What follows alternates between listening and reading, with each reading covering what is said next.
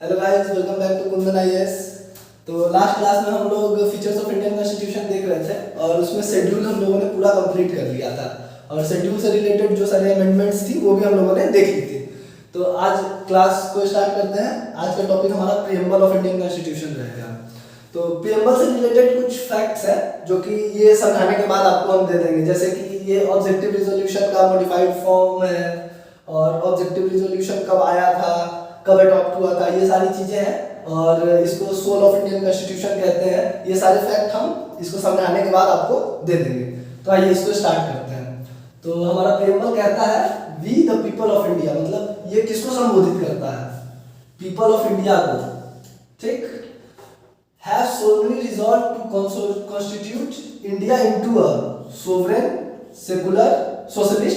Secular democratic republic. ये 5 features है अपने कॉन्स्टिट्यूशन के। इसको हम लोग शॉर्ट में ट्रिपल एस डीआर भी कहते हैं। सबसे पहले सोवरेन, फिर सोशलिस्ट, फिर सेकुलर, फिर डेमोक्रेटिक, फिर republic. To secure to all its citizen, इसके सारे सिटीजन को क्या क्या देता है? जस्टिस देता है। जस्टिस कितने प्रकार का देता है? 3 प्रकार का, सोशल, इकोनॉमिक और पॉलिटिकल। 3 तरह का जस्टिस अपना कॉन्स्टिट्यूशन हर सिटीजन, इंडिया के हर सिटीजन को देता है, सोशल, इकोनॉमिक और पॉलिटिकल। उसके बाद लिबर्टी देता है अपना कॉन्स्टिट्यूशन इंडिया के हर सिटीजन को। लिबर्टी किस किस चीज का? थॉट का, एक्सप्रेशन का, बिलीफ का, फेथ का, वर्शिप का। अब इंडिविजुअली इन सब चीजों को समझिए कि क्या कहते हैं। थॉट मतलब हम लोग कुछ भी सोच सकते हैं, इसका लिबर्टी देता है। एक्सप्रेशन मतलब अपना जो सोच है वो व्यक्त कर सकते हैं किसी भी माध्यम से, लिबर्टी ऑफ एक्सप्रेशन। हाँ, हालांकि इस पे एक रीजनेबल रिस्ट्रिक्शन है कि हम कुछ ऐसा चीज है जिसको एक्सप्रेस नहीं कर सकते हैं। जैसे आप लोग देखते होंगे कि रासुका लगता है, तो मतलब देशद्रोह का चार्जेस लगते हैं किसी पे, तो वो रीजनेबल रिस्ट्रिक्शंस है। लेकिन इन जनरल थॉट का, एक्सप्रेशन का, बिलीफ मतलब हम लोग का जो मानना है किसी चीज को लेके। फिर फेथ और बिलीफ जो होता है ना, दोनों में एक स्लाइट अंतर है। फेथ भी बिलीफ जैसा ही होता है, मतलब किसी चीज को मानने का कोई तरीका। फिर वर्शिप मतलब किसका पूजा करेंगे, इसका भी आजादी हम लोग को देता है अपना कॉन्स्टिट्यूशन। इक्वालिटी देता है, बराबरी देता है, किस किस चीज का? स्टेटस का, अपॉर्चुनिटी का, मतलब इंडिया में जितने आदमी हैं उनके स्टेटस में बराबरी कर सकते हैं और उनको अपॉर्चुनिटी जो मिलता है कोई भी काम करने के लिए। जैसे आर्टिकल जब 16 हम लोग देखेंगे तो उसमें देखेंगे कि इंडिया का जो पब्लिक ऑफिस है उसमें कोई भी आदमी कॉन्टेस्ट कर सकता है। जैसे यूपीएससी का एग्जाम हुआ, किसी भी स्टेट पब्लिक सर्विस कमीशन का एग्जाम हुआ, तो उसमें कोई भी अपियर कर सकता है जो कि वो मिनिमम जो उसका क्राइटेरिया है वो फुलफिल करता है। तो वही इक्वालिटी ऑफ अपॉर्चुनिटी हो गया। To promote all fraternity promote करना है। फ्रेटर्निटी मतलब होता है भाईचारा, ठीक। इन सब चीज का हम इसके बाद आपको डिटेल मतलब भी यहाँ समझा देंगे। एस्यूरिंग द डिग्निटी ऑफ इंडिविजुअल, हर एक इंडिविजुअल का डिग्निटी को हम लोग एस्योर करेंगे, मतलब उसका सेल्फ रिस्पेक्ट, उसको मतलब जलील नहीं करेंगे लोगों के सामने। बेसिकली इसका कहने का मतलब यही है। Of the individual and the unity and integrity of nation, और नेशन के अखंडता को बनाए रखेंगे। एक जैसा मतलब नेशन में कभी दरार नहीं आए इसका कोशिश करेंगे। In our constituent assembly its 26th day of November 1949, ये वही है जिस दिन अपना कॉन्स्टिट्यूशन एक्सेप्ट किया गया था, अडॉप्ट किया गया था। और आपको मालूम है कि कब से लागू हुआ था? तो लागू हुआ था 26 जनवरी 1950 से।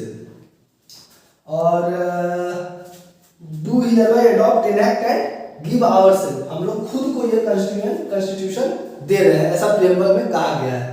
अब आइए देख लेते हैं कि इस प्रीएम्बल का कुछ इंपॉर्टेंट बात, जो कुछ फैक्ट्स है जो आपको हम दिखाते हैं। तो आप इसको कर लीजिए, उसके बाद फैक्ट आपको बताएंगे।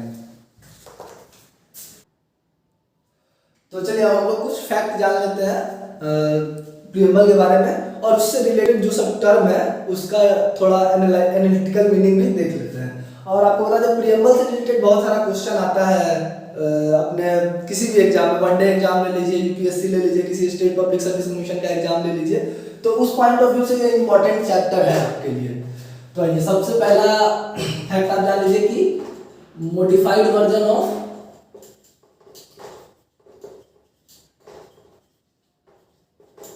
मॉडिफाइड वर्जन बोलिए या फॉर्म बोलिए ऑफ ऑब्जेक्टिव रिजोल्यूशन।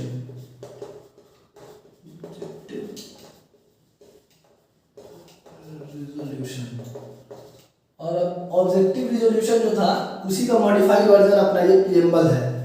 और ऑब्जेक्टिव रिजोल्यूशन जो था इसको जे नेहरू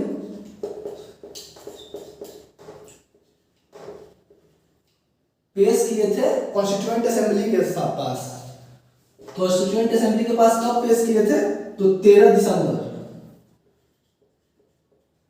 1946 को क्या किए थे? पेश किए थे कॉन्स्टिट्यूएंट असेंबली के पास, असेंबली में। और ये जो पेश किए थे कॉन्स्टिट्यूएंट असेंबली में 13 दिसंबर 1946 को, उसके बाद ये एक्सेप्ट हो गया था 22 जनवरी 1947 को। 22 जनवरी 1947 को क्या हुआ था? एक्सेप्ट हो गया था, ये accepted by constituent assembly.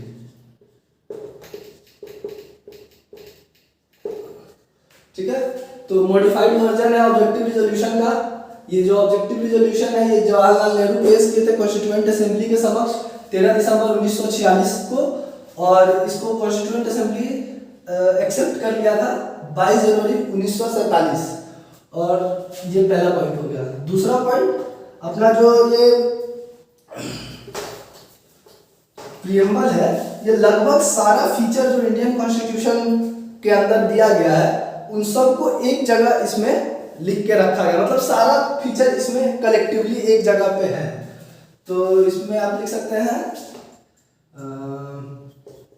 All the features of Indian constitution is mentioned in the preamble।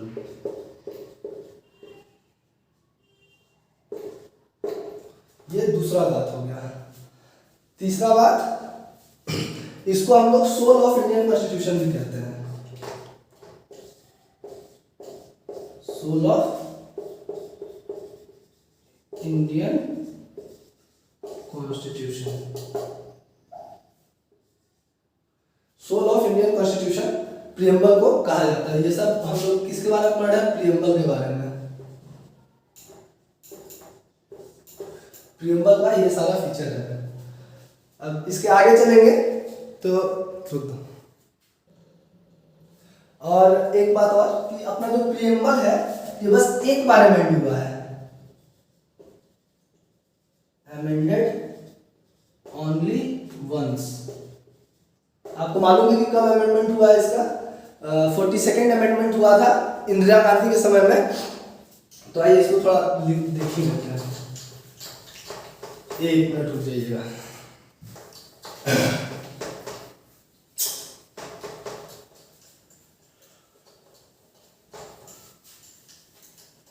जो जब हम लोग देख रहे थे तो हम लोग देखे होंगे कि इसमें जो टर्म आया है 5 टर्म है इनिशियली, जिसको हम आपको बताए थे SSSDR।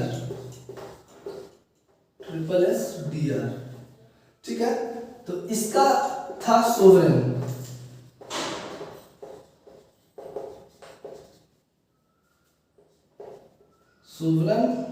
सेकुलर, सोशलिस्ट, डेमोक्रेटिक,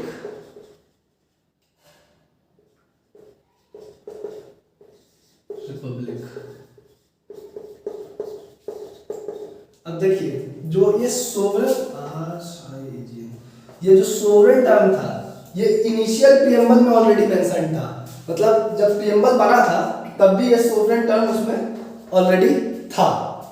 लेकिन बाकी जो टर्म आप देख रहे हैं सोशलिस्ट और सेकुलर, सॉरी पहले सेकुलर है बाद में सोशलिस्ट है, पहले सोशलिस्ट है, सोशलिस्ट बाद में सेकुलर।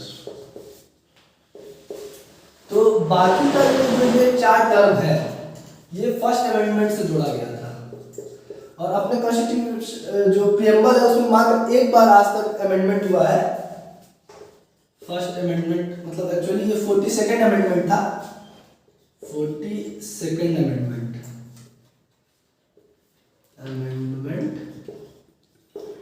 1976 इंदिरा गांधी के समय ये चारों टर्म जोड़ा गया था। और बस एक बार ही अपना कॉन्स्टिट्यूशन प्रीएम्बल अमेंड हुआ है, कब हुआ है 1976 42nd अमेंडमेंट एक्ट। और ये जो 42nd अमेंडमेंट एक्ट है इसको हम लोग मिनी कॉन्स्टिट्यूशन भी कहते हैं, क्योंकि इस एक्ट से इंदिरा गांधी आपको मालूम होगा कि 75 में इमरजेंसी लगाई थी, और इमरजेंसी लगाने के बाद वो अब कॉन्स्टिट्यूशन को पूरा चेंज कर देना चाहती थी, अपने पक्ष में कर लेना चाहती थी।